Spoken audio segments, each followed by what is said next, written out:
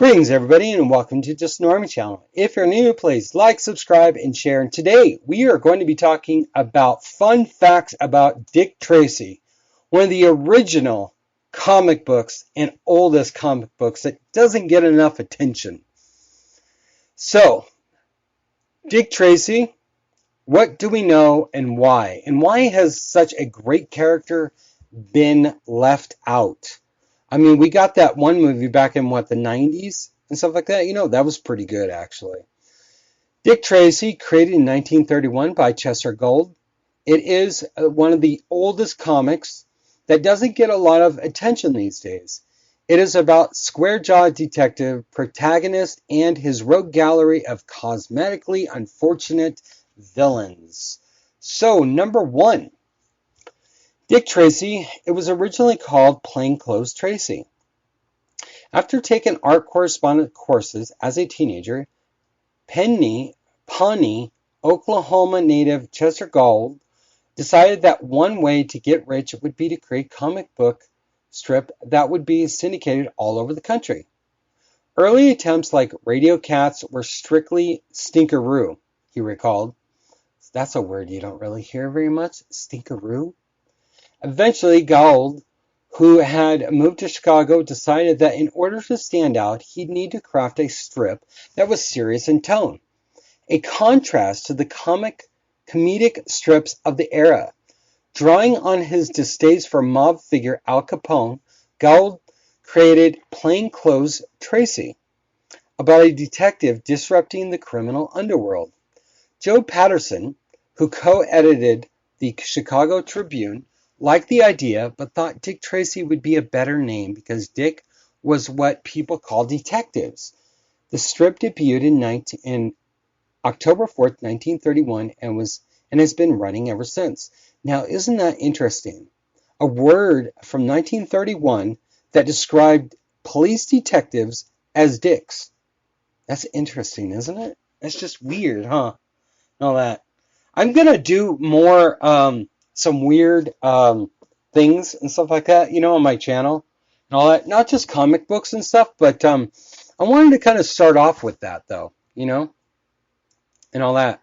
Like, I've got another one coming up with the FBI and a FOIA and stuff like that, that the FBI was very, they were paranoid about comic books and how they're depicting law enforcement and FBI and all that shit, dude. But what do you expect? J. Edgar Hoover was a fucking nutbag, so... Number two, it depicted the first comic strip murder. Strips of the early 20th century were almost exclusively humorous in nature. Even police were depicted as slightly buffoonish. Dick Tracy may have been the first attempt at a serious serialized drama on the funny pages. When Patterson accepted the pitch, he suggested to Gould that Tracy become a detective as a result of crime hitting close to home. Patterson's idea was for Tracy to be so upset by the murder of his girlfriend's father that he goes to the police to join the force. Gould agreed.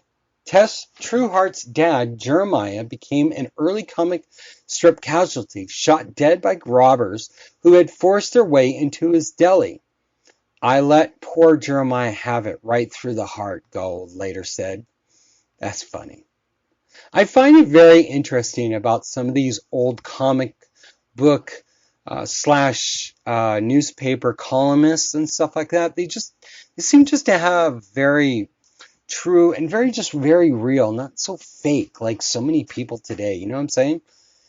The strip was criticized for being too violent. Get that? Well, it's the 1930s. Of course it was violent, so... Even people unfamiliar with Dick Tracy have at least some passing knowledge of its colorful library of villains. Prune-Face, Fly-Face, the Mole, Flat Top, and the Brow.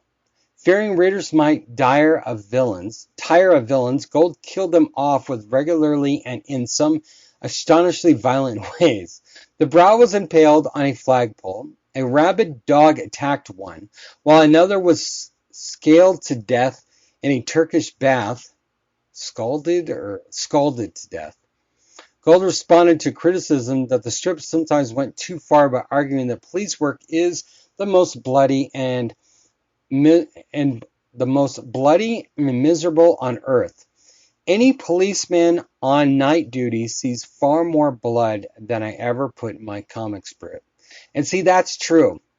This time period is a very, very rudimentary time period when it comes to police and detective work and stuff like that. There was a lot of serial killers and stuff like that. There were like unsolved mysteries and stuff like that, you know.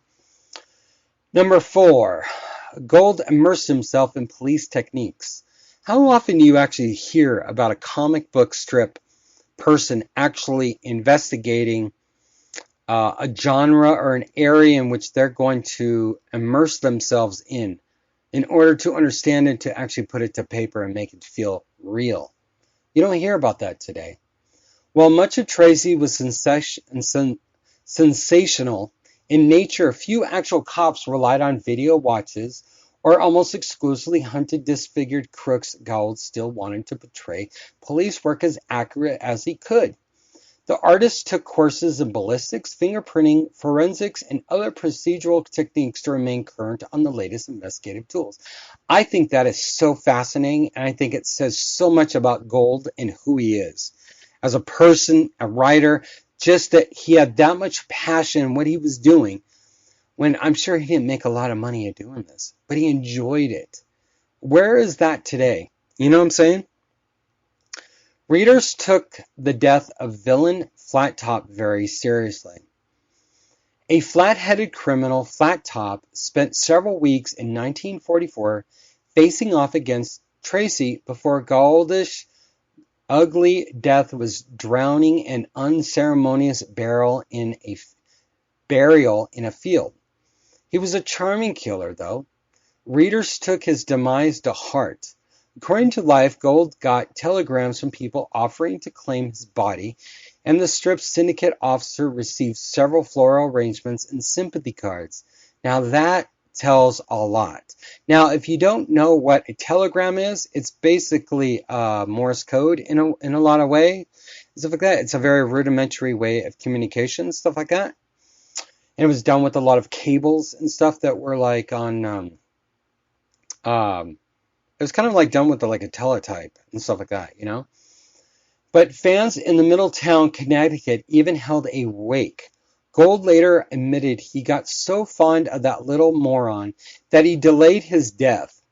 Tracy goons typically had 10 weeks of life in them. Flat Top earned 11 weeks. Now that's just funny.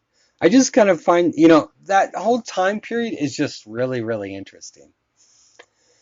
Number 6, he went to the moon. Despite its grounded depiction of police work, Gould wasn't above inserting a bit of comic hilarity into his strip. At the height of the space race in the 1960s, Gould began a series where Tracy's police force devised a method of traveling to the moon to battle space crime. It's like Spaceman or Space Pants, you know. Somewhat diversity known as the Moon Period, Tracy spent time in outer space, and his son, Dick Tracy Jr., married an alien named Moon Maid. The Moon Maid. Newspapers even held Moon Maid look-alike contests to find women who resembled the character, minus her antennas. Well, you could make her look like an Andorian from Star Trek, you know what I'm saying? Number 7. Dick Tracy once grew a mustache. Oh my God, he grew a mustache? Holy shit, Batman! As reactionary as the strip had been in the 1960s, politics, Gould doubled down in the 1970s, hoping to contemporize the square Tracy for hipper audiences. The artist depicted the detective with sideburns and a mustache. Oh yes, the 70s were just so groovy, man. Depicted the detective with sideburns and a mustache. He even gained a new partner, Groovy Groove, and with it, a detective. God, how cheap. How cheesy, huh? Number 8. He cooperated with the real FBI to solve real cases.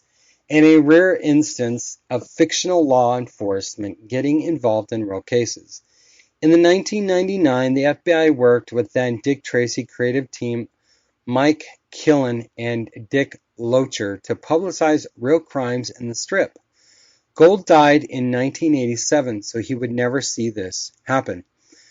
Top 10 most wanted fugitives were profiled in the hope someone might recognize them. In 2002, the strip depicted actual missing children and advised readers to contact authorities if they had any information. I think that's a great idea, just like they put everybody on milk cartons and stuff like that, you know? You never hear about that today because we're always so reliant on the goddamn internet, you know what I'm saying? And those are the early days of the internet too as well, but you know, people still read stuff and they should put stuff in there, you know? Number 9, Dick Tracy almost got divorced.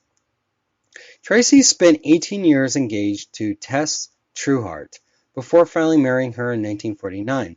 After 45 years of wedded bliss, the couple nearly got divorced in 1994.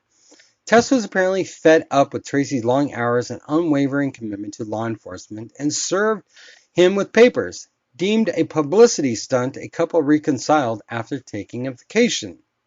Interesting. I don't really know how that really is real relevant, but okay, you know. And finally, our final one. Dick Tracy found a missing Little Orphan Annie. Little Orphan Annie ended its comic strip in 2010, with the title character believed missing in Guatemala. Since both characters are owned by Tribune Media Services, it was only fitting that Dick Tracy was summoned to find her. The detective began his search in 2014, eventually finding Annie being held on a private island that September. So, that's it. I think the last two were kind of weird, but yeah, you know, hey, whatever. So, we're coming up on about 13 minutes. I hope you really like this. I found this one very, very fascinating about Dick Tracy. I don't really know much about Dick Tracy. I'm sure that you don't either. He seems to be a forgotten character, all that, but he seems to be a very bright, vibrant character. He's very bright and stuff, as you can tell from my thumbnail and stuff. But let me know what you think down below. Did you really like this? Did you get anything from it? Did you know anything that you didn't know?